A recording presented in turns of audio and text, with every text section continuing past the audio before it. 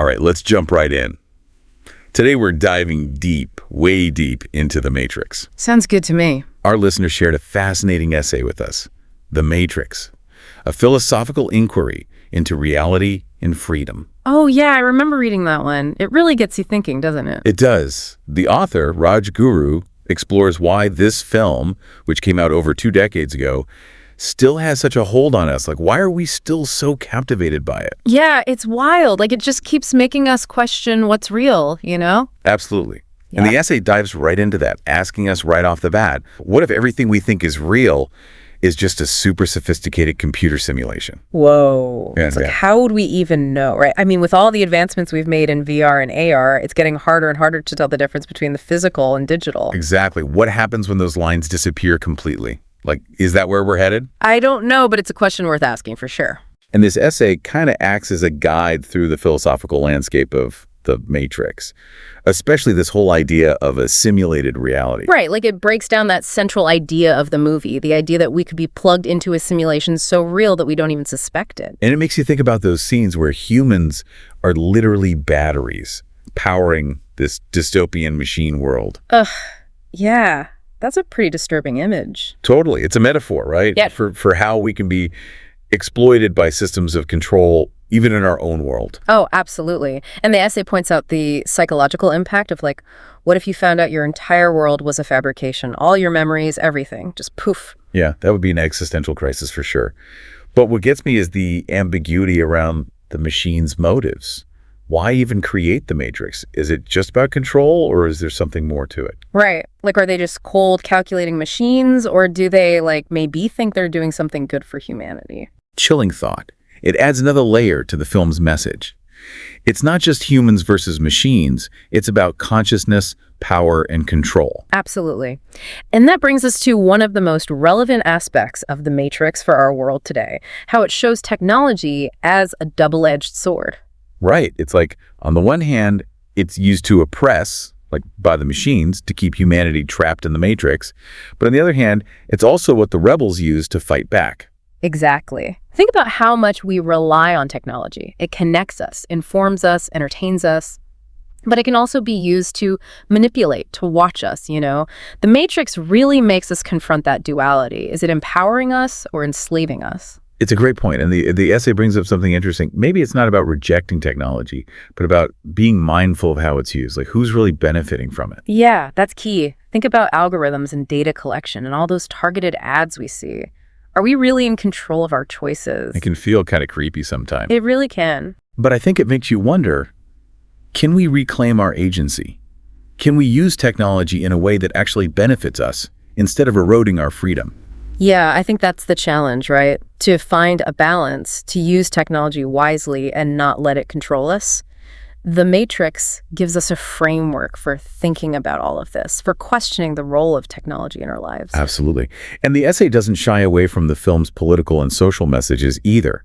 It talks about how the Matrix can be seen as an allegory for class struggle, for the power dynamics between those who control information and those who are controlled. Oh yeah, that's such a powerful interpretation. It's like that stark contrast between the fancy world inside the Matrix, designed to keep people happy and distracted, and the harsh realities of the real world outside. It makes you wonder, in our own world, how much is information or even misinformation used to maintain control? It's a good question.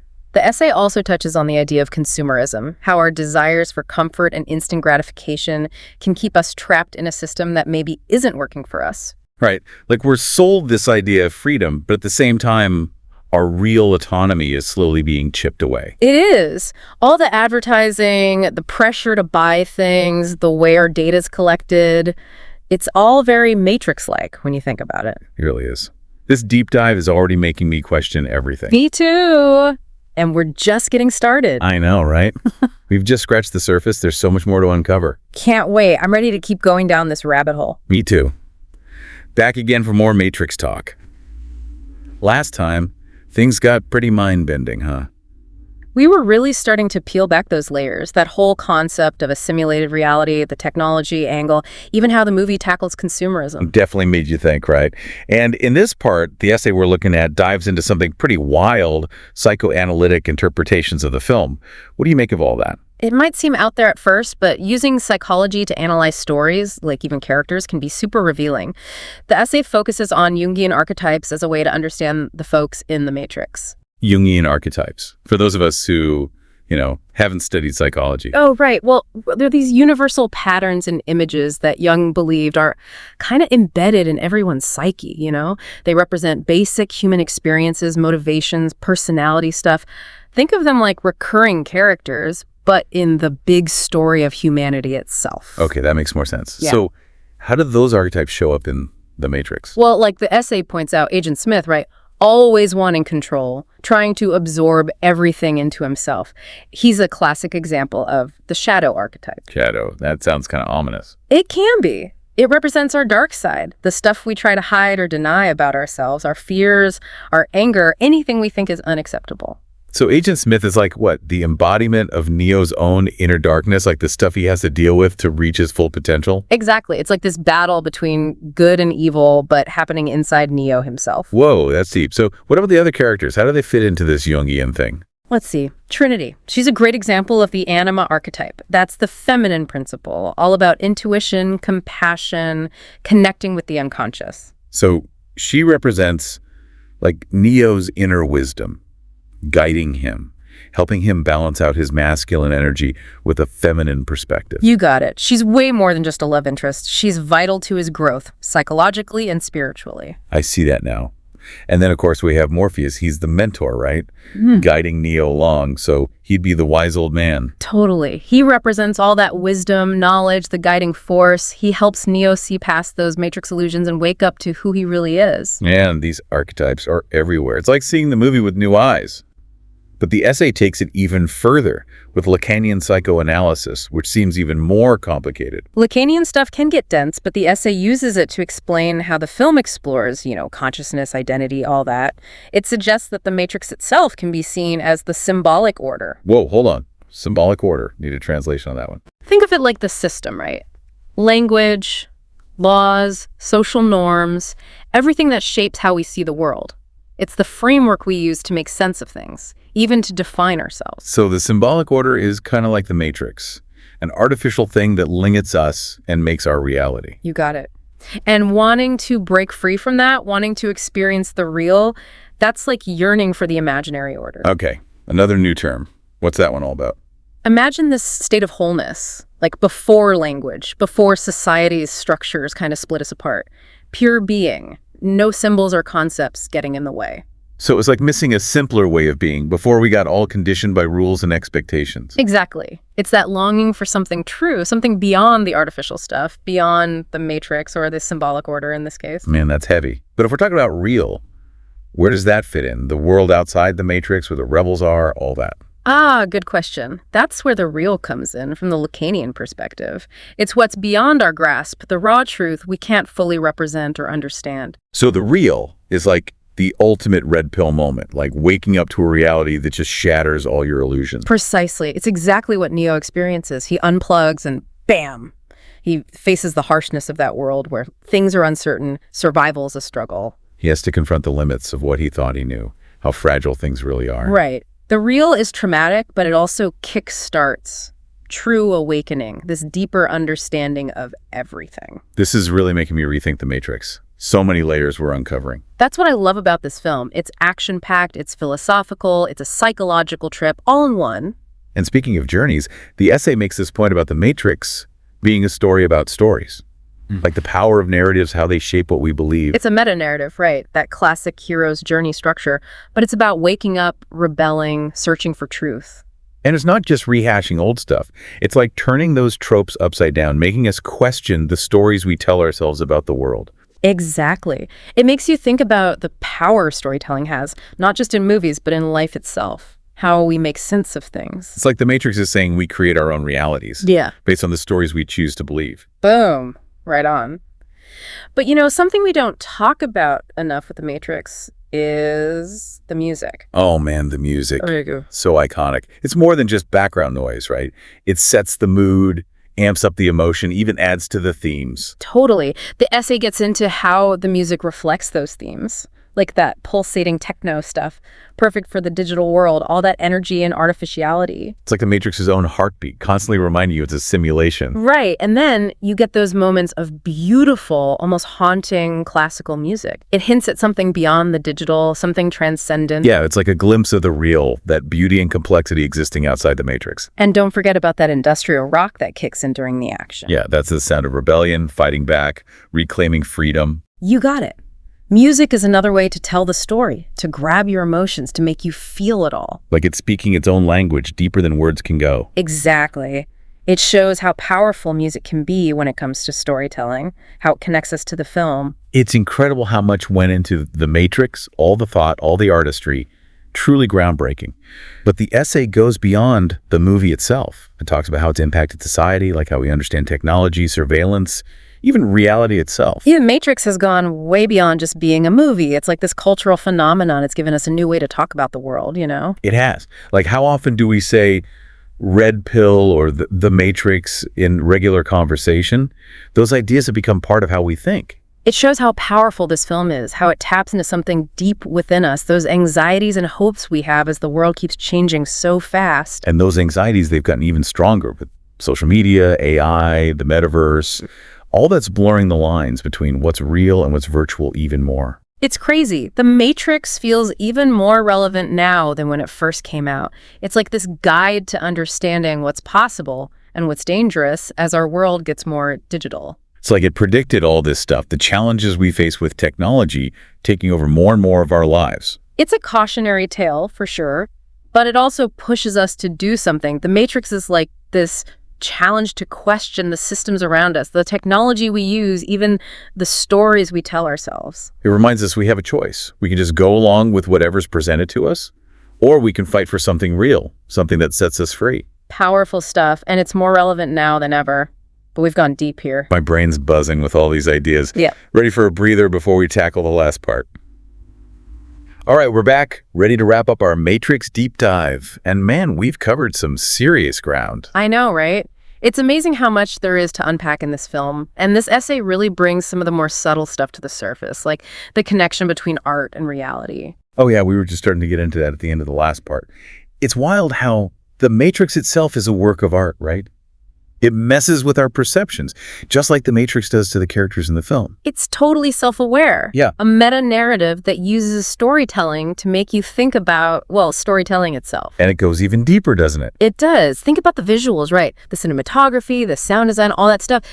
It creates this world that feels familiar and completely strange at the same time, like a hyper-real version of our own reality. Yeah, it's like it's asking us, hey, are you sure what you're seeing is actually real? Like maybe it's all just an illusion. Exactly. It blurs those lines between what we perceive and what actually exists. It's like it's pushing us to confront the limits of our senses, you know? How easily can we be tricked? It's like the film itself is the red pill. It's waking us up to the fact that reality is constructed and that media has this crazy power to shape how we see the world. Powerful stuff, right? And in today's world, where we're constantly bombarded with images and information from all sides, it's even more relevant. The Matrix is like, hey, develop a critical eye, question what you're being told, find your own truth. You know, that brings up something the essay talks about, the whole question of truth itself. If reality can be simulated and our perceptions can be manipulated, then how do we know what's real at all? It's a question that's plagued philosophers forever. But The Matrix brings it to a wider audience, you know? It makes it something we can all relate to. And it doesn't give us easy answers, does it? It's Yeah. like it just throws the question out there and says, figure it out. Right. It's all about critical thinking. Don't just accept easy answers. Embrace the uncertainty, you know? That's part of the search for truth. It's like the journey is more important than the destination. The act of questioning, exploring, challenging what we believe, that's what really helps us grow and understand. You nailed it. And that's especially important these days when information is everywhere, but figuring out what's true and what's not is, well, a total minefield. Totally. Fake news, alternative facts, all that stuff. It's like reality itself is constantly being spun and twisted. And that's why The Matrix is so important. It teaches us to be skeptical, to question everything, to trust our gut. Like we need to develop these internal bullshit detectors. Exactly. And that takes work, right? But The Matrix gives us the tools, the inspiration to start that journey. This whole deep dive has been mind-blowing. We've talked about reality, consciousness, technology, the power of stories. But what does it all mean for our listener, in their everyday life? Yeah, that's the key, right? How do we take these big ideas and actually apply them to our own experiences? What are the takeaways? Yeah. What can our listener use to navigate their own matrix, however it shows up in their life? I think one of the biggest things is the power of choice. Even when it feels like everything's predetermined, like we're just being pushed around, we always have a choice. Like Neo taking the red pill. Right. Choosing the truth, even though it's scary and painful. Exactly. We can choose to just accept the stories we're told, or we can choose to question them, to challenge them, to find our own damn truth. We're not just cogs in a machine. We have power. We can shape our own lives. And the other big thing is awareness. The Matrix reminds us to pay attention, question the systems we're a part of, be mindful of how our perceptions are being shaped. Be on guard. Question everything. Make sure we're making conscious choices. Exactly. And that awareness has to go inward too, right? Understanding ourselves, our own motivations, fears, all that. Know thyself, like the Oracle says. If we don't understand ourselves, we can't really break free, right? You got it. Matrix for humans. They're like taking the Matrix and using it to explore personal growth. Yeah, and like spiritual exploration. That's a really unique approach. It is. They've got this whole knowledge-based blog post written from like the perspective of different Matrix characters. They've even got a Facebook group for discussion, really built a whole community around these ideas. It's really cool. And they're not just talking about the philosophy behind it all either. All right. They're trying to give people practical tools for self-discovery. Yeah. So it's almost like they're using the Matrix as a framework, right? Yeah, like a sci-fi self-help guide. Exactly. But it kind of makes sense when you think about it. The Matrix is all about breaking free from illusions, right? Seeing the world for what it truly is. Exactly. And that leads us to a much bigger question. Ooh, do tell. A much bigger question that a lot of your sources touch on. Okay. What if our reality is an illusion? Oh, whoa. What if we are living in a simulation? Now we're talking. The simulation theory. I know a lot of our listeners are familiar with the general idea. Right. But for those who need a refresher, maybe you're just tuning in for the first time, what's the core concept here? Well, one of the most influential thinkers on this topic is Nick Bostrom. Okay. He's a philosopher at Oxford. And he came up with this thought experiment called the simulation trilemma. Simulation trilemma, okay. Which basically says at least one of these three statements has got to be true. Right, hit me with it. Number one, civilizations might tend to just die out before they even reach the technological level to create realistic simulations. Okay, so we blow ourselves up before we get that good at tech? Exactly. Option one, got it. Number two, maybe civilizations that could create these simulations just choose not to. Okay, so we get smart enough, but we decide it's a bad idea. Yeah, for ethical reasons or whatever. Okay, option two. And number three. This is the juicy one. I can feel it. This is the mind-blowing one. The third possibility is that we are almost certainly living in a simulation. Whoa, wait, hold on. So if we rule out the first two, we're basically left with? We're just lines of code in some supercomputer. That's the idea. That's wild. And some pretty smart people. Right. Like Elon Musk. Take this pretty seriously. Very seriously. Saying the odds are actually in favor of us being in a simulation. That's right. Okay, so if we're thinking about civilizations reaching this insane level of technology, it makes you wonder, is there anything that could actually stop them from getting there? Is there some cosmic speed bump that prevents civilizations from reaching that point? That's a great question, and it ties into what's called the great filter hypothesis. Okay, great filter. Tell me more. So it suggests that there's some kind of barrier out there that prevents most civilizations from reaching a certain level of technological advancement, right? Okay. And the scary part is we don't know if that filter's ahead of us or if we've already passed it. Okay, so if it's ahead of us, that could be some catastrophic event, like a self-replicating nanobot swarm. It's something we haven't even thought of yet. Oh, that consumes everything, right? Or maybe some unforeseen consequence of AI that we just haven't discovered yet. Right, like the stuff of nightmares. Total nightmare fuel. But what if it's behind us? Ah, that's interesting. What does that mean? If it's behind us, then that means that something about the emergence of intelligent life, the very beginning, oh, wow, is so incredibly improbable. Like winning the cosmic lottery. Exactly. That we might be one of the very few civilizations that have actually made it past that point. Okay, so that actually makes me think about the Fermi paradox, right? Yeah. We haven't found any solid evidence of aliens out there, Well, even though the universe is massive. It's huge. And there's so much potential for life. So maybe the reason we haven't found them is because they all hit that great filter. Maybe they didn't make it. And didn't make it through. Sobering thought. It really is. It makes you think about our place in the universe. But even if other civilizations haven't, reached this crazy level of technology, are we even close to understanding what it would actually take to simulate consciousness? That's a big one.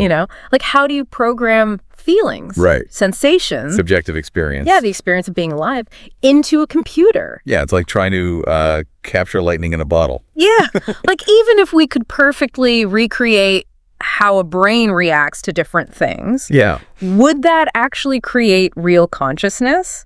Or would it just be a really convincing imitation? You know what I mean? That's the big question, isn't It it? is. Think about those really advanced chatbots we have now. Oh, yeah. They can have conversations that feel almost human, Totally. but are they actually experiencing anything? Yeah. Or are they just processing information in a really complex way? Yeah, that's what they call the hard problem of consciousness, right? How physical matter. Neurons firing. Yeah. How does that create subjective experience? We don't even know where to start with that. We really don't. And some experts think that digital simulations, no matter how complex they get, Yeah. can never actually host real consciousness. That it would take something more, Oh, wow. something beyond how we understand computation right now. So are we maybe just thinking about simulation in the wrong way? Our idea of it is just too limited? It's totally possible. It's like, imagine trying to explain the internet to someone living, back in the 1800s. Right. They could, understand sending messages over long distances, Yeah. but they could never imagine the complexity of the internet today. I see. So maybe we're thinking about simulated reality, we're trying to fit the ocean into a teacup. Exactly. We need to think bigger. We do. Okay, but let's bring it back to the Matrix itself for a minute. Okay. One thing that always kind of blew my mind was the idea that there were actually multiple versions of the Matrix. Before the one that Neo experiences Right. in Reloaded, we learn that he's actually the sixth one, The sixth anomaly. which means there were 5 others before him. 5 others. What happened to those other versions? Why did they fail? Well, that's where the architect comes in, right? Ah, the architect. The creator of the Matrix. Yes, Mr. Exposition himself. Right.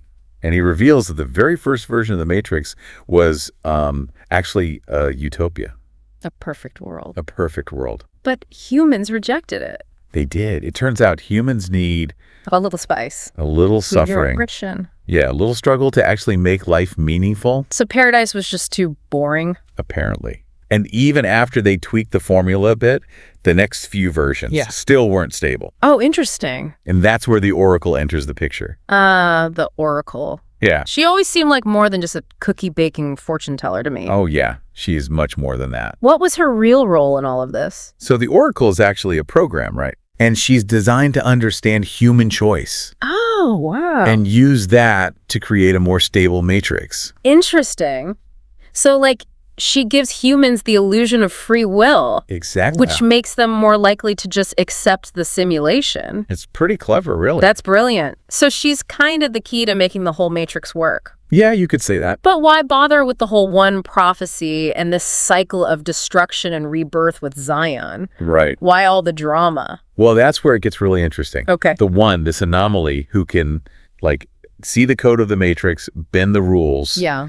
It seems like he's an inevitable result of the system itself. Oh, wow.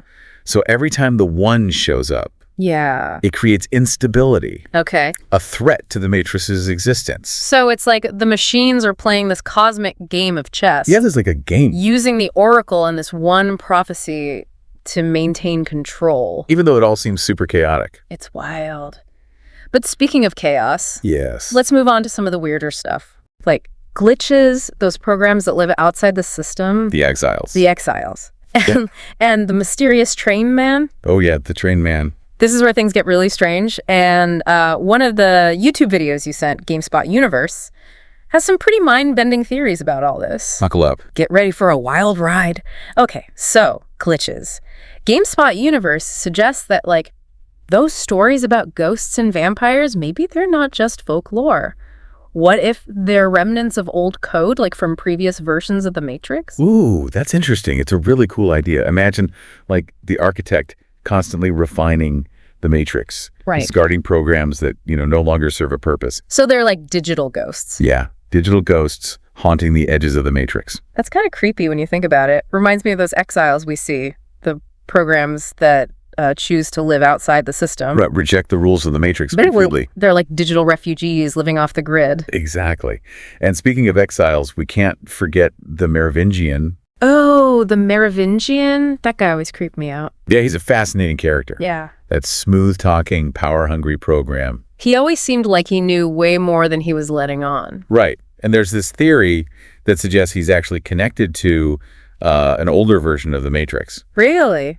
What's the theory there? Well, some fans think this is based on, like, some stuff from the Matrix Online game, Okay. which isn't around anymore, but they think he was actually the operating system for an earlier Matrix iteration. Whoa, so he's like a relic of a bygone era. Exactly. Yeah. He represents, like, a different way of structuring reality, one based on, like, cause and effect. Oh, interesting. Almost like these rigid laws governing everything. It's kind of tragic when you think about it. He's not just a villain. He's like, A symbol of a lost era. yeah. A different way of thinking.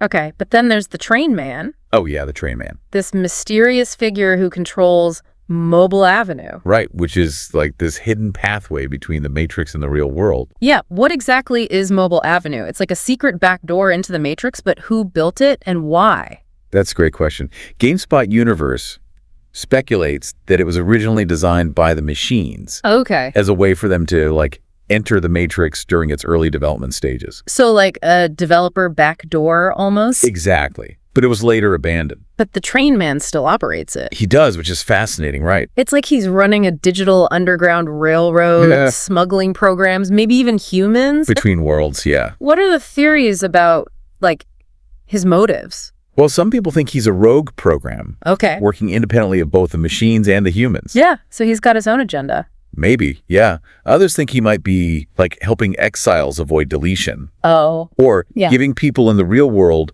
a way to access the Matrix without going through, the usual channels. That's a lot of power for one program. It makes you wonder, if Neo can manipulate the Matrix from the inside, and the Train Man can control access between worlds, what other crazy capabilities might exist? Right. It's like we're just seeing the tip of the iceberg Oh, here. really? The Matrix is like a system within a system, full of hidden layers and possibilities. And that kind of brings us to another big theme that these sources grapple with: free will versus determinism. Yes, the big debate. Right. Like, on the one hand, you have Neo fighting for the freedom to choose his own path, Rejecting fate. rejecting fate, exactly. But then you have all these events like the Oracle's predictions. Right. And this whole cyclical nature of the one. It suggests that maybe things are predetermined. Yeah, like it's all planned out in advance. Like we're on a track, we can't deviate. It's really mind-bending. And the Oracle herself, she poses that key question: would you have broken the vase if I hadn't said anything? That's a good one. It makes you think about, like, how much of our free will is truly our own, How much is influenced by outside factors? By our environment, by suggestions, by the people around us. Exactly. And it gets even weirder when you consider the simulation hypothesis, right? Yeah. If our reality is a program, then what does free will even mean? Right. Are we just following a script? Are we just like puppets? Or can we actually break free from the code? Whoa, okay. And then just when you think you've wrapped your head around all that, you stumble across this crazy theory that humans, not machines, created the Matrix. Yes, the human-made Matrix theory. It's wild, and Matrix Explained actually makes some pretty compelling arguments. They do. They suggest that after humans completely destroyed the planet in that war with machines, they might have actually begged the machines to create a simulated reality for them. As a way to escape the wasteland they created. So instead of the Matrix being a prison, it's actually a refuge. A digital lifeboat. For a species that basically destroyed its own world. It's dark. It's really dark. But it kind of makes sense. It does, in a messed up way. And there are those little hints throughout the films and even in the animatrix shorts Right. that humans might have had the tech to create these simulations. Like that scene in the Second Renaissance where they're experimenting on machines trying to understand consciousness. It's not a huge leap to think they might have figured out how to create artificial minds, maybe even whole virtual worlds. They were playing with fire, weren't they? Totally. Right. But if humans created the Matrix, then who's really in control? Are the machines running the show, or is there another layer to this onion? Ooh, that's a good question. Remember in Resurrections when the analyst mentions those suits? Yeah, those shadowy figures who seem to be, like, overseeing the Matrix. Exactly. What if they're the true architects of the simulation? Maybe they were programmed by humans long ago to keep humanity trapped. So the machines are just middle management, following orders. It's possible. But why would humans create a system to trap themselves? It doesn't make sense. That's the big mystery, isn't it? It is. Maybe it was a last-ditch effort to preserve humanity. Even if it meant sacrificing their freedom. Right. Or maybe those who created the Matrix had, less noble motives. Ooh, interesting. It's something the films only hint at, but it adds a whole other layer to the story. It's like we've gone from questioning if we're in a simulation to wondering if the machines in the Matrix are also being manipulated by something else. Like a hall of mirrors. It's a hall of mirrors, exactly. And if we take this theory all the way, it suggests that whoever controls the simulation, whether it's rogue AIs, humans from the past, or something else entirely, they're basically playing God. Right. Shaping the reality of a whole species, controlling their perceptions, their choices, their entire existence. That's a pretty heavy thought. It's kind of terrifying to be like a pawn in someone else's game without even knowing the rules. Those stakes. It makes you wonder, if we can be tricked so easily, how can we be sure of anything? That's a question that the Y-Files video, one of the ones you sent, really explores. They look at a bunch of evidence for the simulation hypothesis. Like what? Things like, apparent glitches in our reality. Through the Mandela effect. Exactly. Wow. Like our collective memories being rewritten. That's so freaky. And then there's quantum entanglement. Oh, quantum physics, yeah. Where particles can communicate instantly across vast distances. Right, as if the laws of physics don't even apply. Exactly. It's like there's a programmer behind the scenes messing with the code. This is blowing my mind. But even if we are living in a simulation, what does that actually mean for us? Right. What are the implications? Does it make our lives less real, less meaningful? That's something that the Y-Files really grapples with. Okay. Some people believe that if our reality is artificial, then nothing really matters. Oh, wow. But others argue that even if we're simulated beings, our experiences, our relationships, our struggles, our joys, they're all still real to us. It's like that scene in The Matrix where Mouse says, even if the steak isn't real, the pleasure he gets from eating it is... Exactly. And that brings up another point, the connection between simulation theory and religious belief. Oh, interesting. The Y-Files points out that the idea of an all-powerful creator outside of our reality is very similar to the concept of a simulation architect. Yeah, it's like the ultimate geek god. A super intelligent programmer who sets the rules of the universe. And what about, like, the afterlife? If our consciousness is just data, could it be uploaded, transferred, reincarnated into another simulated reality? That's a really fascinating idea. Some people think death might be like waking up from the Matrix. Returning to a higher level of existence. Right. But then we have to consider the motives of these hypothetical creators. Yeah. Are they watching over us? Or are we just lab rats in some giant experiment? That's the unsettling question that the Y-Files leaves us with. We just don't know. And maybe we never will. Man, it's kind of mind-blowing when you really think about it, Are we living in a simulated reality? Is it machines? Is it humans? Is it something else entirely? What does it even mean for, like, our lives? Yeah. Our choices? It's a lot to unpack. It really is, yeah. But it just goes to show how powerful The Matrix is as a story. Yeah. It's not just entertainment. It makes you confront these huge questions, these existential questions. Exactly. We've gone deep on so many ideas. Simulation theory, those crazy fan theories about different versions of the Matrix, even the idea that humans created the whole thing.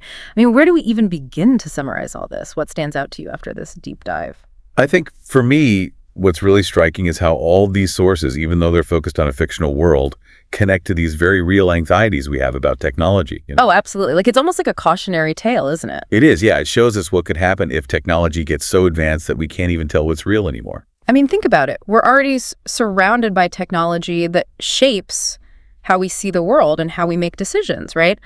Social media algorithms, virtual reality, all that stuff. Right. And the Matrix just takes that to the extreme. Yeah. Right. It shows a world where there's like no distinction between the physical and the digital. It's all blended together. It's all one thing. And it makes you think, what happens to our sense of self in that kind of world? Our values, our humanity? Yeah, it's a question that's becoming more and more relevant as technology keeps advancing. Definitely. So The Matrix is it's more than just a cool sci-fi story. It is, yeah. It's like a mirror reflecting our own fears about the future. About what we're creating. About the power of technology to control us or even trap us. In a world of illusions, Yeah. right? A world we don't even realize isn't real. Man, after this deep dive, I don't think I'll ever look at a computer screen the same way again. Me neither.